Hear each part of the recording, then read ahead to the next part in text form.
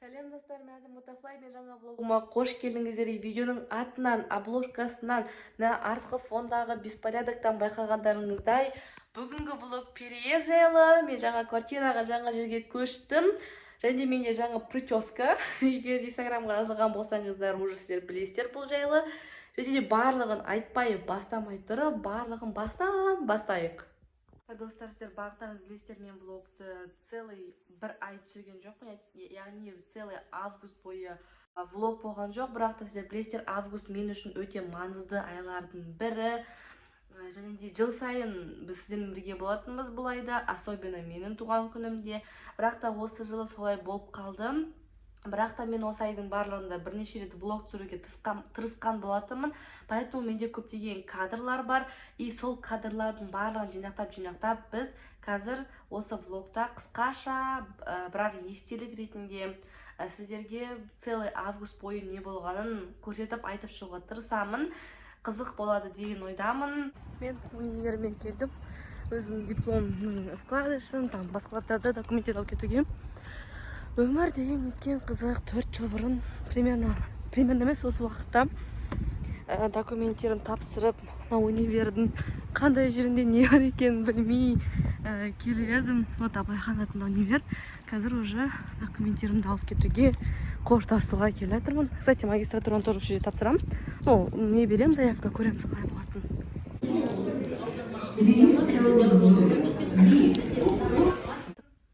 Біріншіден менің августым магистратура тестін тапсырумен басталды. Менің инстаграм жазылушыларым ол жайлы біледі. Шүкір, өте жақсы тапсырып шықтым. Өте жақсы емес, бірақ жақсы тапсырып шықтым. Ешқандай дайындықсыз. Дайындық керек еді, бірақ та мен просто бақ шабама деп просто бардым, өттім, универге түстім. Бірақ та қандай универге түстім, неге магистратураны таңдадым, жалпы магистратура не үшін керек, и қазір менде уже магистратура сабақ басталып кетті ғой. И вот магистратура менен студенттіктің айырмашылығы бар ма, жоқ па, оны келесі влогта айтатын боламын. Бұл жаққа қарай қатты тоқталмаймын, өйткені мен бірнеше рет сол тақырыпта түсіруге тырыстым, и менің просто әңгімем целый 10 минутқа созылып кетті. Сол үшін бұл жайлы кішкене қоя тұрайық. Одан кейін келесі момент 11 күні менің жалғыз бауырым, туған інім Бауыржанның туған күні болды. Көбісі ол сенің ағаң ба, егізің ба, кім, неге деп көп адамдар сұрайды. Ол менің туған інім, менен 2 жас кіші. Осы мен влогымды басалған сайын, жыл сайын Бауканың туған күнінде, менің туған күнінде влогтардан көріп жүрсіздер. Менің жалғыз артымнан ерген бауырым, жалғыз болса да өзі 10 бауырдың орнын басатын, сондай өте жақсы бауыр. Сондай бауырымның барына Аллаға шүкір деймін, және анама рахмет айтамын. Осындай жақсы бауырды тәрбиелеп бергеніне, Баукаға да көріп отса рахмет айтамын. Мен әпкесі ретінде әрдайым сыйлайтынына, мені құрметтейтініне, жақсы көретініне. Өйткені дәл осы жылы, мен ойымша, біздің ара қатынасымыз именно бауыр ретінде өте сондай көз тимесін, жақсы болды. Бір-бірімізге реально қамқор, бауырмашыл екенімізді көре бастадық. И мен де осы жылы бірінші Бауканың шынымен де маған қамқорлығын көбірек көре бастадым. Сол үшін Баукаға, конечно, бар жақсылықты тілеймін, әрдайым көмектесемін, сенім артамын, және Баука да маған әрдайым сенім арта алады. Мен әрдайым Бауканың жағында боламын, және қазір Баукаға берген сыйлығымды көріп алсаңыздар болады. Баука, саған сыйлығым. Туған күнімен келетқан. Қашылып жүрсің? Ой, ашса көрейік. Бәрін шашылып жатыр, артым бәрі. Отырсай, отыр, көрсетші. Аты түсіп жатыр. Жерге қойып отқан ес? Осыны Бауканы өзі қалаған. Құрылысы. Кеко размер келемекен, самый главный. Видео сұрғытсың ба? Надеюсь, что размер келеді. Киіп кетейін ба? Киіп кет. Да, он? Маш? Иә. Киме онда.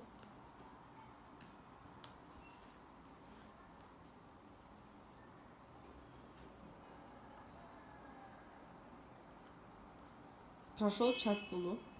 Вот баука аяғынан кидім. Кажется, өте күшті болған сияқты. Оцените астына комментарийға қалай ұнады ма ұнамады ма. Ұнады ма оке? Все, главное наса болды. И шашылып жатыр, мән бермеңіздер. И келесіде, конечно же, менің просто жазымның барлығы тойға толы болды, шүкір, барлықтары осы жаз бойы маған прикол саумен болды, сіздер де, туыстар да. Мені прям бір жақтан біреулер көріп қалса, барлығы той қалай болып жатыр, келесі той қашан, сен әйтеуір инстаграмдан жоқ болып кетсең, сен тойда жүр деп білетін болдық деп әйтеуір барлығы дайректке де мені көргеннен де сұрайды. Мен қатты қуанамын, өйткені жаздың басында бұлай менде вообще ондай болады деген ой болған жоқ. Жаздың басы ауырлау болғанменен сондай өте тойғаласып, қуанышты болғаннан өте қатты қуаныштымын. Және де мен всегда адамдарды сыйлаймын. Өйткені мен всегда любой отношение сыйластық жақсы көремін да. И сені тойға сыйлап шақырғаннан кейін мен всегда шақырған жерге всегда барамын. Өйткені айтып отырмын, мені сыйлаған сол шақырды, и мен оны сыйластықпенен қайтарамын. Өйткені дәл мені сияқты барлық тойға ешкімді араласатынында шақырған жоқ. Сол үшін барлық шақырғандарға рахмет айтамын. Және де августта да той болатын, сол тойдан отрывки көріп алыңыздар.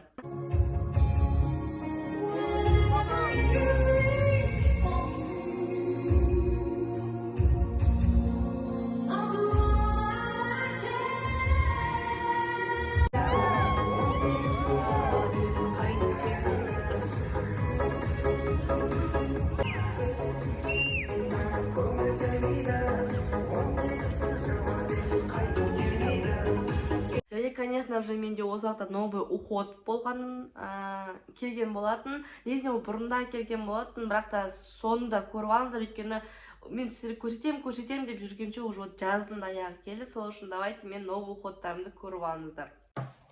Давайте сіздерге мен новый уходымды көрсете салайын бірден. Үлкен заттардан бастайық. Ол ондай жасыл сразу көзге түсетін шығар. Бұл умывашка. Менде естеріңізде болса осыны жасыл болған. Соған ұқсайтын беттегі майды кетіреді, және де глубокое очищение жасайды деп жазып тұрған. Енді әлі қолданып көрген жоқпын, бірақ та прям қатты қолданғым келіп тұр. Объемын қараңыздар, қандай әдейі осындай 400 миллиграммды алдым. Келесі бізде шампунь. Бірінші рет осы фирмалардың шампуньын қолданып көрейін дедім. Всегда мен бетке қолданатын заттарды алатынмын, енді шашты да көрейін дедім. Бұл описаниясын көрейік. Менің шашымның кожасына бетіме сияқты көп нәрсе жаға бермейді. Сол үшін надеюсь, что ұнайды деген ойдамын. Прям қазір шашымды жуып көремін осы нәрсемен. Келесі дәу нәрсе, ол тоже объемын қараңыздар, қана огромный, прям ауыр еще. Бұл тоже умывашка, үлкен көлемде. Мен умывашкаларды қалай жақсы көретінімді түсінген шығарсыздар. Тоже қолданып болғаннан кейін ғана отзыв айта аламын. Және де осындай новый олардың тюбиктарында, эко-тюбтарында осындай солнцезащитный крем бүткіл денеге и бетке арналған. Негізінде басқа блогерлардан көрдіңіздер ма білмеймін, бірақ та көбісі осы именно күннен қорғайтын заттарды, La Roche-Posay'ның заттарын прям жақсы мақтайды. Көп блогерлардан байқасаңыздар болады. Вот 50 плюс SPF касыменен, мне кажется, өте прям жазға қолайлы нәрсе сияқты, и өте ыңғайлы ұстаған қолға. Және де келесі тоже солнцезащитный спрей. На жағында жазылып тұрғанда прям очень высокая степень защиты, подходит даже для чувствительной кожи, плюс суменен құмға да қарамайды, өте жақсы көмектеседі. Маған прям осындай спрей түрінде алғым келіп жүрген болатын. Яғни бетке крем сияқты жағуға емес, прям бетке бүйтіп шаша саласың, и сразу бетінде уже солнцезащитный спрей бар болатын. Мен прям қатты осылай қаладым, сол үшін осылай заказ бердім. Мен ойымша прям өте жақсы средство болатын сияқты. Если сіздер әлі де көлге, шомылуға, бассейнға баратын болсаңыздар, осы заттарды мен сіздерге прям советую. Келесі бізде сыворотка. Тағы да сыворотка заказ бердім. Мен сывороткаларменен осы La Roche-Posay брендін таныстым да, и прям өте қатты жақсы көремін. Каждый раз новый сывороткаларын көргім келеді. Оларда сыворотканың түрлері прям өте көп, әртүрлі жағдайға байланысты. Олардың сывороткалары осылай келеді иногда. Яғни пипеткасы бөлек, өзі бөлек. Вот осындай сыворотка. И бұл новинкалары и плюс товар года деп саналады 2021-дің. Сол үшін заказ беріп көрейін дедім. Қандай екенін көру үшін. Келесі осындай типа крем. Беттегі майлылықты матирующий, көрдіңіздер ме? Беттегі май болып тұрғанда матовый қалады. И прям қызық нәрсесі, оның упаковкасы да, и мынандай ішіндегі мына упаковкасы да прям такой матовый, ұстасаңыздар. Вот өте сондай кішкентай. И прям менде кожам жазда майлы, күзде сухой болып келеді да, поэтому жазда қолданып көрем как раз. И шынымен де эффект беріп жатса тоже бөлісетін боламын. И соңғы нәрсе ол осындай крем вокруг глаз. Яғни вот мына жерін оқысаңыздар болады. Сіздер айтпаңыздар, әлі ерте емес па деп. Жоқ, 20 жастан кейін көздің айналасына, мойынның терісіне өте қатты көңіл бөлу керек. Өйткені бірінші зардап шегетін нәрселер сол аймақта орналасады. Вот осындай кішкентай крем. Басы қазір көреміз қандай. Вот осындай ыңғайлы көздің айналасына. И мен соңғы кездер байқап жүргенмін, көздің айналасы какой-то тусклый болып кеткенін. Поэтому әдейі соған арнайы заказ берген болатынмын. Және де, конечно же, 2016 жылдан бері 19 августы менің туған күнімді мен тек қана достарменен, туыстармен ғана емес, сіздермен бірге атап өтетінмін. Сол жылдан бері жылдан жылға сіздерден жылы тілектеріңізді оқитынмын, қабыл алатынмын. Әрдайым сіздерге рахмет айтудан шаршамаймын. Сол күнінде осы жылда мен прям өте активны болмасам да, инстаграмда өте үлкен тойламасам да, мені ұмытпай құттықтаған барша менің жақындарыма рахмет айтамын. Жақындарым деген сіздер. Соның ішінде мен сіздерді өте қатты жақсы көремін. Вот шынымен де ютубқа мен тек қана вот сіздер үшін сондай алғысымды білдіремін. Және де барлығынан сондай бір сұрақ туындаған шығар көрермендеріме. Ботаға не болды? Бота жыл сайын 2-3 ай бұрын дайындалып, прям өте жақсы атап өтетін еді деген сұрақтар туындаған шығар. Және де бұны жауапсыз мен қалдырып кете алмаймын. Өйткені сіздерге де сұрақ туындағаннан кейін мен жауап беру керекпін. Мен негізінде тойлағым келген жаздың басында, жылдың басында дейікші, мен қалай тойлайтынды ұйымдастырған. Бірақ та менде басқаша тойлағым келген, көп адамның ортасында емес. Қазір прям туған күнді той қылдырып өткізген хит болып кетті. Бірақ мен уже өткізіп тастағам туған күндерімді той ретінде. Сол үшін мен осы жылы басқаша жасағым келген. Менде и бір цветпен де, и тематический вечеринки, и той сияқты, и көп адамдарменен менде бүткіл қазіргі трендтердің бәрі мен шүкір барлығын мен атап өтіп кеткенмін. Оның бәріне сіздер куәсіздер. Куә емес, 16-ға дейінгі туған күндерім қаншама болды, сіздер көре алмай қалған. И от шүкір бірінші Аллаға, екінші анама сондай керемет маған. Мен туған күнімді, мен үшін реально 19 августы менің мамам үшін, мен сіздерге айтып берейін да, потом бір влогтарында мен туылған тарихын. Мамам үшін 22 жыл бұрын 19 август мейрам болған, Алланың құдіретімен. И каждый жыл сайын мама соны маған дәлелдейді да, что мама үшін простой күн емес екенін. И мен үшін де 19 август простой күн емес, күшті бір мейрам ретінде өтетін. И осы жылда өтті. Мен там тойламасам да, мен бұл тойламау менің осознанный шешкен шешімім болды. И ол мен жаздың басында, майдың аяғында шешіп тастағанмын. Өзім солай шешкенмін, айтқанмын. Алладан өзім, сіздер білесіздер, менде проблемалар болған сол кезде. Менімен байланысты көп проблемалар болған. И сол кезде мен өзім Алладан сұрағанмын. Мен үшін туған күн важно, енді тойлаған. Важны күндердің біреулер үшін ол важны емес, мен білемін, мен түсінемін. Но мен үшін сондай важны, мен айтқанмын. Алла тағала, егерде біздің проблемаларымыздың барлығын жоқ қылыңызшы, пожалуйста, мен осы жылы туған күн тойламаймын, лучше соған кеткен қаражатты басқа адамдарға берем деген сияқты тілектер тілеген болатынмын, уәде еткен болатынмын. Сол үшін уәдемді бұзған жоқпын. Ешқандай үлкен отырыстар, кіші де отырыстар болған жоқ. Осы жылы коллективімнің арасында тойла, бірақ сонда да вот қараңдаршы, коллектив түнгі 12-де қазір көрсетемін сіздер кадрларды. Мені құттықтап келген өзімнің қыздарым бар. Сосын коллективіммен отырдық. Одан кейін шуға бардым. Шуда үйдегілермен отырдық. Қаншайым маған алдыма торт ұстап келетін жағдайға жеттік. Одан кейін келесі күні той, үлкен той болды. Ұзату тойы басқа подругамның. Вот қараңдаршы, тойламаймын десем де Алланың өзі маған берді. Қаншама рет мен тойладым, қанша рет торт алып келіп торт түрледім. Сол үшін мыңда бір шүкір, өте күшті бір туған күндердің бірі болды. Қазір солардан үзінді көріп алыңыздар.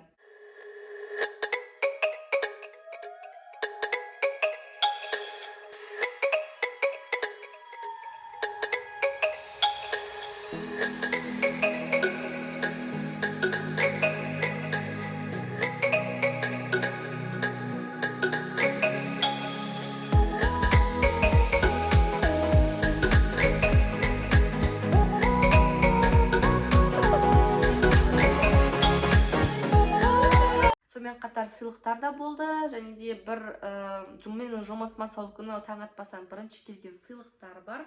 Соның да распаковкасын көріп алыңыздар.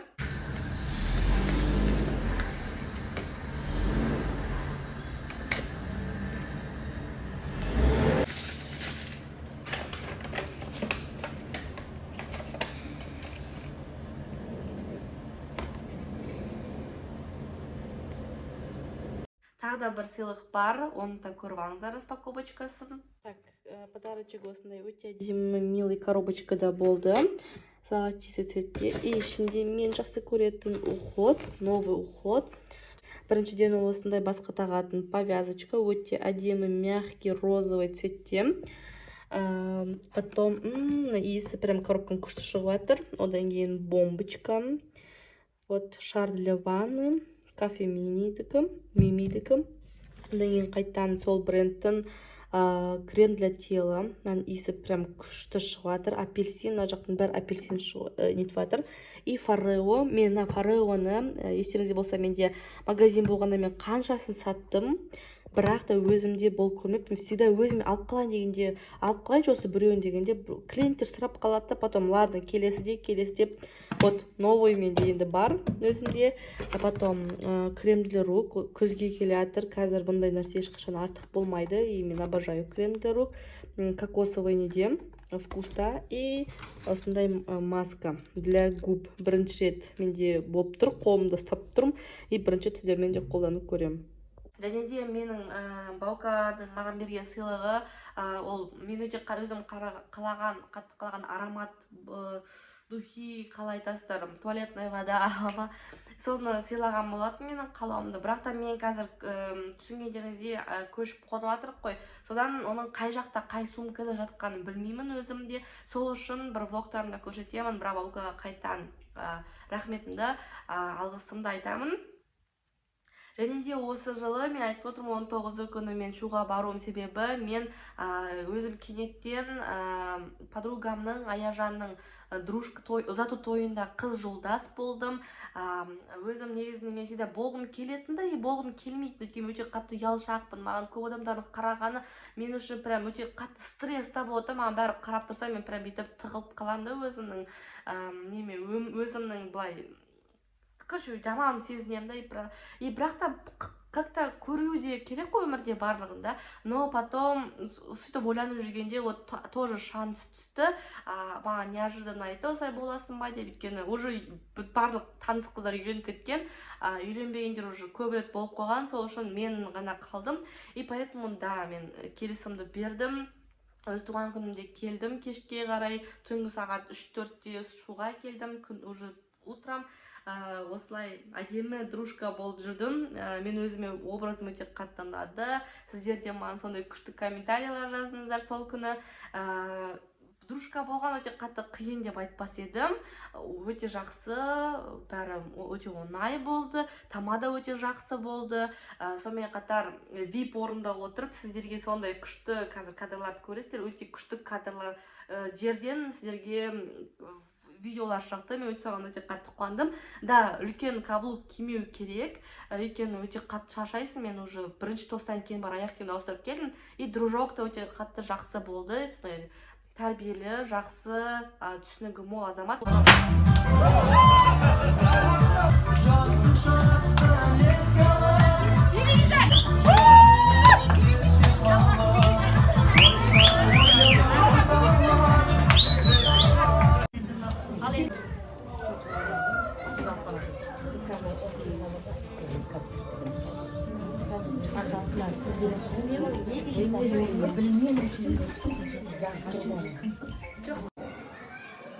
Bugün ben dağlarım oldu.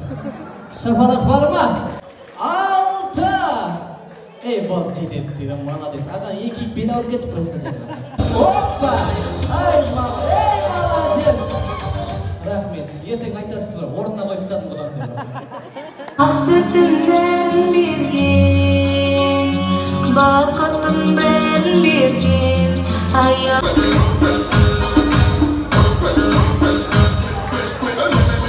Ой be, hoşuna koysa әпкелеріне арнайы бауырлардың атынан. Кеттік ал, кімнің әйелі жаным дейді, сол артқа қарай. Жаным. Қарай. Жаным. Бұл тойда өте сондай қызыққа толы, экспириенске толы болды, және де Аяжан Үшаралға, Алакөлге қарай ұзатылды. Мен түнгі 12-де тағы да ойламаған жерден Алакөлге кетіп қалдым. Ол жайлы сториста, миллион сторис болды инстаграмға, сол үшін жазып қойыңыздар, қызықтар сол жақта. Айтпақшы, еще плюс бір үкі. Осыменен осы жазда коллекциямызда 3 үкі бар, қыздар. Жинаймыз. Сонымен мен Алакөлге түнде шығып кеттік. Машинаменен өте қызықты болды, барғаныма мүлдем өкінбеймін. Өте керемет, сондай прям шынымен де керемет жер, табиғаты, көлі, прям адамдары да өте жақсы, мені барлығы сыйлап, құрметтеп, үлкен рахмет айтамын Алакөл еліне. Сол адамдар көріп отырса, сонымен қатар тура Аяжанның барған келін болып түскен жердің үйдегі қыз менің көрерменім болып шықты. Огородында мені көріп қойып, маған келіп, солай жылап, өзінің ойларын, мені қанша уақыт көретін, қалай жақсы көретін, сыйлайтын айтып атты. И мені прям сондай прям жақсы қылдырып жіберді. Сол мен оны қазірге дейін сондай прям с теплотой еске аламын да. Сол көріп отырсаң, атымды ұмытып қалмасам, аты Камила. Үлкен рахмет келгеніне, саған да бар жақсылық тілеймін. Сонымен қатар ұмытпай, туған күніңізбен деп маған сыйлық та берді. Бірақ та сол сыйлықта осы пакеттердің арасында мен сені оны алып келдім, ұмытқан жоқпын. Бір влогтарда көрсетемін. Сосын бір аптадан кейін біз тағы тойға барған болатынбыз, свадьбаға. Содан қысқаша көріп алсаңыздар болады үзіндіні. Өте қызық путешествие.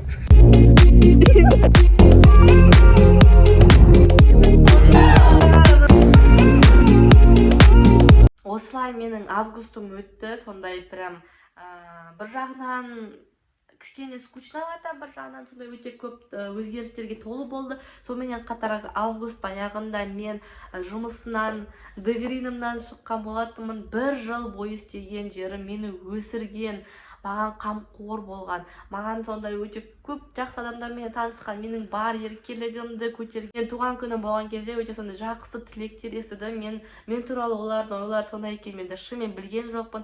Өте жақсы адамдармен таныстым. Дегрин командасына өте үлкен рахмет. Дегрин өсе берсін. Менің қолымда блокнот, өйткені мен ұмытқаман сосын бәрін осы жаққа жазып алған болатынмын.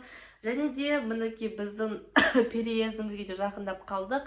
Одан кейін переезд болды. Содан влогты жалғастырып көре берсеңіздер болады. Переезд вовсю болып жатыр.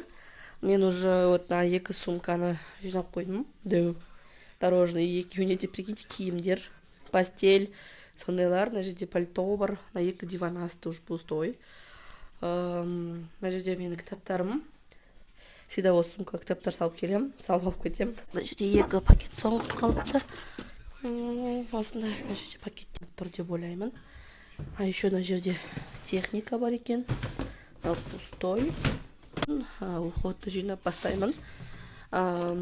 На жерде менде уходовый полочка білесіздер. Кстати, мен әдейі ешқашан нелерді лақтырмаймын. Коробочкаларды барлығын қазір өз коробкаларына саламын. вот менде салынбаған уход қалды. И мына жерде бижутериялар қалды. Мына барлығы мына жаққа алып салам қазір. Мына жерде заттардың барлығы көрпешкаларды алу керек. Мына жерді қараңыз, бәрі полный. Мына жерде Бауканың посудасы. Мына жерде кухняда тоже барлығын отыр. Мен сериалым қазір көріп отқан. Мына Баука кесе. Бауке блогер көріп жатырмын. Катя Буслова деген. Мына жерде Баука не істеймін? Жоқ дедім ғой. Баука мына жерде төсек салып жатыр өзіне. Мына біреу стенка мет, соны Баука жаңа разбирать етті. Уходым, прикиньте, бәрі уход. Шашап кеттік. Өте қатты шашап кеттік. Мен қазір түрім ужасно болып тұр, шашым бәрі май-май болып тұрса кешірім сұраймын. Қазір душқа барамын. Мен шашым кескен, сіз білесіздер, надеюсь, или білмейсіздер ма? Шашым кескеннен прям супер быстро тікір болады. Қазір төсек салып жатыр. Ана жерде миллион нәрселер тұр. Еще вот шкафтың бәрі уж пустой. Ана киімдер менің ертеңге керекті киімдер. Вот ертең бұйырса бір жетеміз. Қазір сағат уже 2:30. Вот. И сіздер уже, наверное, білесіздер мен қайға көшіп жатқанымды, егер де білмесеңіздер, влогты аяғына дейін көріңіздер.